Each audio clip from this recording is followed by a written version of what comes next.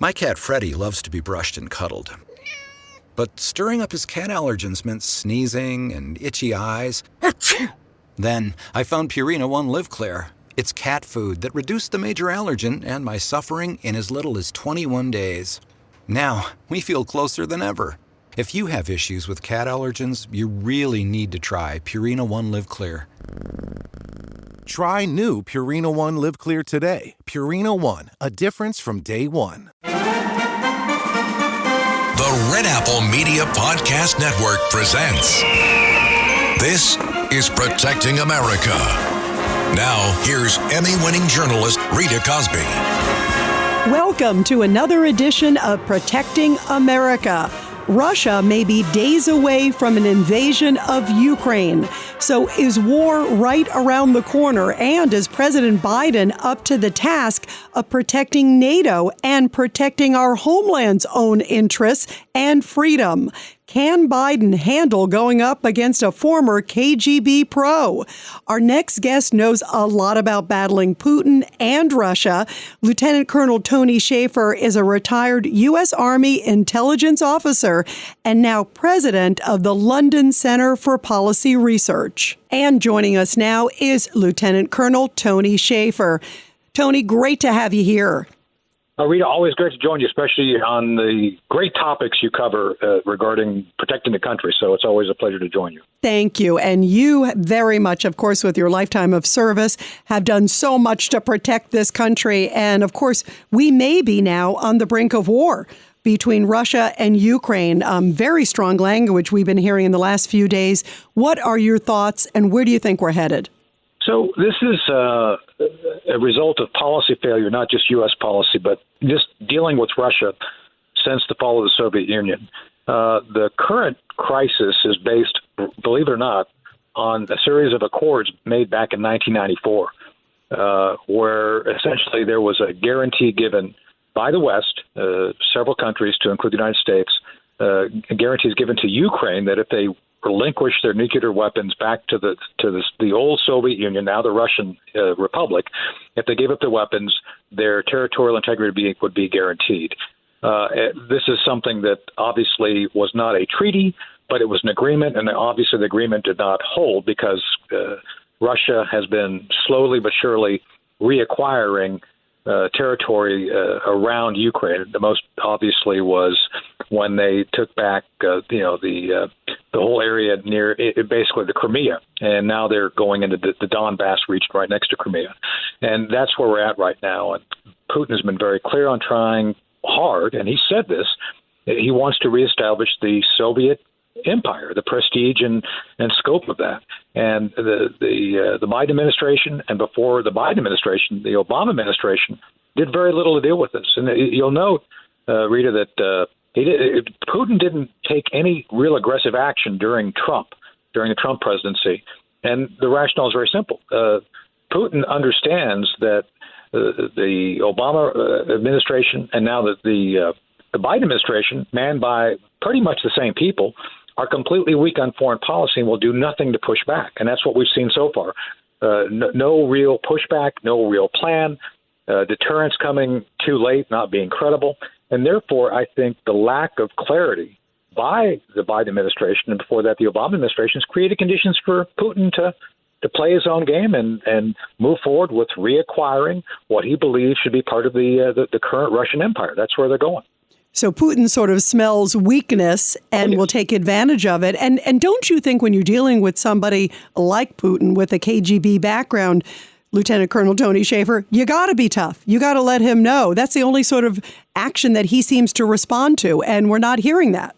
Right. And so this was learned. And as you know, Rita, I'm mentored and friends with a number of old Reagan folks, Bud McFarland and Ed Meese, to name two.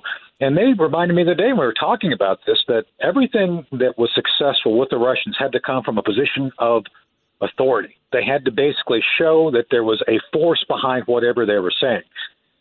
Strength was necessary to back off the Russians during the Cold War. It seems to me, Rita, we had the high school debating team in charge of national security, and they didn't bother to read any books about how we beat the Russians during the Cold War. And they do everything they can to show weakness, to demonstrate weakness. And get this, according to them, the war should have started yesterday.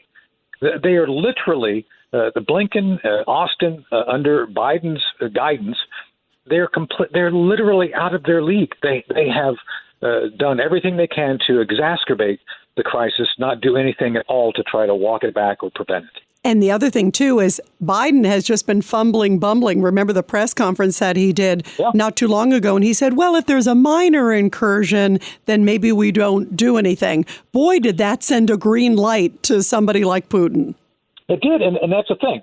I think what he did blatantly, because he just doesn't know what he's saying, he basically said what their internal kind of, we're willing to let this happen. And he made the mistake of saying out loud what they've been trying to keep quiet.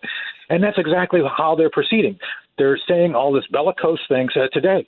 Again, Blinken actually was putting out more outrageous things about using gas and all these other things. Rita, the people I talk to don't see any of this. And there's no indication right now that the Russians are going to do a full-scale invasion. Will they take military action? No doubt. I think it's coming next week after the 20th. I think there's an agreement between Putin and Xi and China to make sure that Putin doesn't do anything during the Olympics. The Chinese want their credit for that. But it's very clear that that's where Putin's going. And the Biden administration continues to flail about without any clear idea of what to do. And they're simply giving Putin the attention he wants and creating the appearance of weakness, which they actually are. Now, you talk about China, too. That's a very important factor because the other thing I think about is when there is weakness in one area, don't you think President Xi over there is looking at it and saying, well, maybe this is a good time to also go into Taiwan if he senses that he can get away with it under a Biden presidency? This is emblematic of the fact that they failed in Afghanistan. So, yes, all these leaders are watching this national security team fail serially. They're failing every time they're challenged. And so Putin has simply been winding out his game. Rita, he's been putting troops in place since last summer, and they did nothing until now. And so the same thing with Taiwan. There's been bellicose language, direct threats by the Chinese government, the People's Republic of China, PRC, against the Biden regime, and they've done nothing to push back. They've apologized for being overly aggressive in our language. That's what Blinken has done. So again, if you show weakness, you're going to embolden those who are aggressive and bullies. And in both cases, everything this administration has done is simply added fuel to the fire. And I do believe that once Putin's done doing what he's doing, you may see an aggressive action or two from China as well. China does seek to gain influence and control of the Pacific Rim. I think they're going to do a lot more towards that more aggressively under the Biden next year.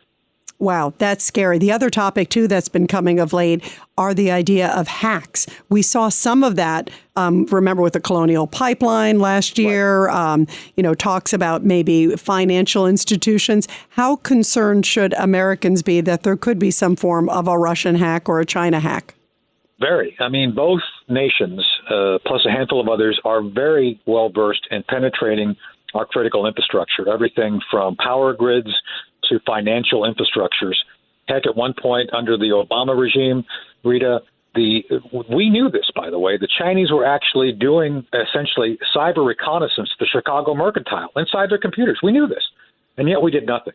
So this is where the policy matters. There has been no clear response or reaction from the Biden administration. And frankly, the Trump administration didn't get this right either. I think there were a number of us trying to get clarification on how to deal and respond to cyber attacks. But in this case, in the current time, there's no real anticipation by any adversary that if you hack into the American system, it's okay. As a matter of fact, Biden even, remember about 6 months ago, Biden put out the critical infrastructure targets, like don't attack these. These are the worst ones to attack. They're the ones they're going to go after. Right. He basically gave a blueprint. He did. This is emblematic of how inept Biden is and these people who advise him are. There are people out there who could deal with the cyber issues and bring credibility and real responses. Rita, there's people I talk to every day who understand how to deal with the Russians and could do something to alleviate the situation. But none of these people are in the conversation because the current political party in power seeks to work everything from a political perspective, irregardless of what the ground truth is. They act politically constantly. And in many instances, what they want politically, well, in this case, I do think they want something to distract from our domestic problems. I think that's why you see Biden doing so many things right now, and I think that's what you're going to see, is they're taking advantage of this crisis. Even though they've created it, and it's going to get worse, they're trying to take advantage of it by making it a distraction from the issues here at home. You bring up a powerful point because there are so many issues here at home. And sometimes it's interesting. Some of the folks that I talk to say, gosh, he's talking so much about Ukraine's borders. What about our southern border? There's so many issues domestically. And he's given tougher language, albeit, all over the place, Lieutenant Colonel Tony Shaffer, about Ukraine's borders and protecting NATO than he has about what's happening in our southern border. Well, exactly. And that's ironic when you've seen such strong language from the Biden administration regarding Ukraine's borders. It's like, oh, yes, we're all concerned about that, but complete neglect to the point of where I believe they're even selling material to Texas right now that was part of an original contract, and they're forcing states to act on their own. And despite the fact that appropriated dollars have been spent, Rita, on building the border wall, they're not building it, and they're forcing the states to act in their own preservation. It's a very dangerous time, and again, this is a political narrative that they're trying to push, that the idea that there's no border crisis, yet we all know there is, because they're acting politically, not in the interest of the American people or defending the nation.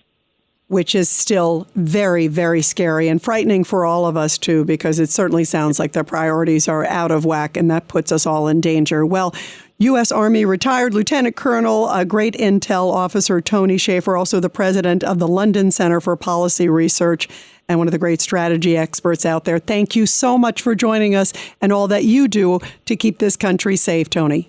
Thank you, Rita. Always a pleasure to join you. Thank you. And everybody, I'll be back soon with another great edition of Protecting America. And of course, you can catch me every weeknight, 10 p.m. to midnight on the legendary WABC Radio. This is Rita Cosby, and thanks for all you do to protect America.